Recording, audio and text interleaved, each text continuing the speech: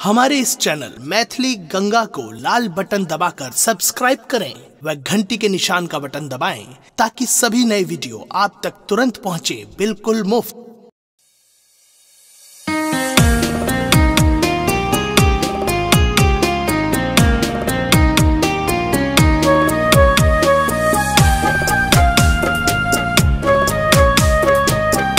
आप सुन रहे हैं गंगा कैसेट की प्रस्तुति। राम एहन सुंदर दुल्हा मिथिला के जमाई है।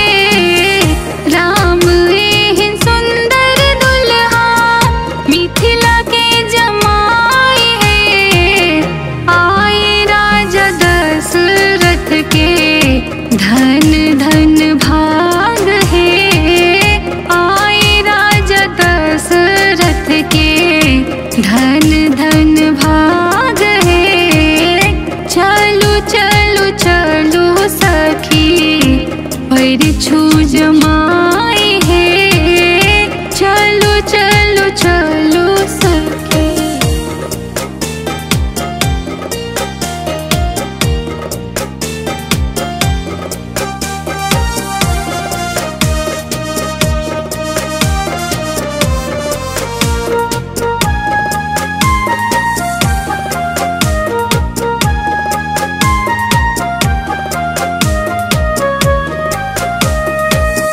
पालकी से उतरल दुल्हा लाग गेल दुआर है। पालकी से उतरल दुल्हा लाग गेल दुआर है। चलो चलो चलो सखी परिछू जमाई है। चलो चलो चलो सखी परिछू जमाई है।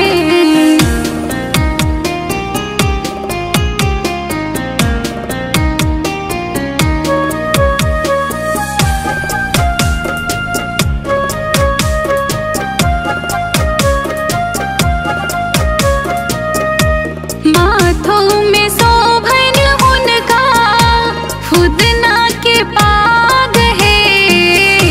माथों में शोभन उनका फुदना के पाग है।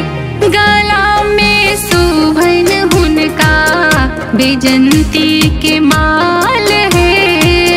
चलो चलो चलो सखी परिछू जमाई है। चलो चलो चलो सखी परिछू जमाई है। चलो चलो चलो सखी।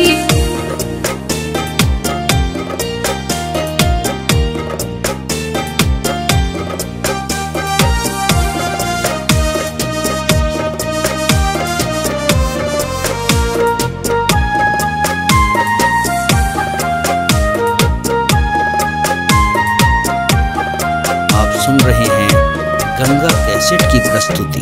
नींदों से मातल दुल्हा कनिया ले बेहाल है। नींदों से मातल दुल्हा कनिया ले बेहाल है।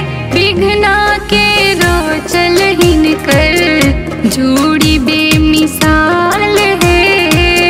विघ्ना के रोचल हिनकर जोड़ी बेमिसाल है।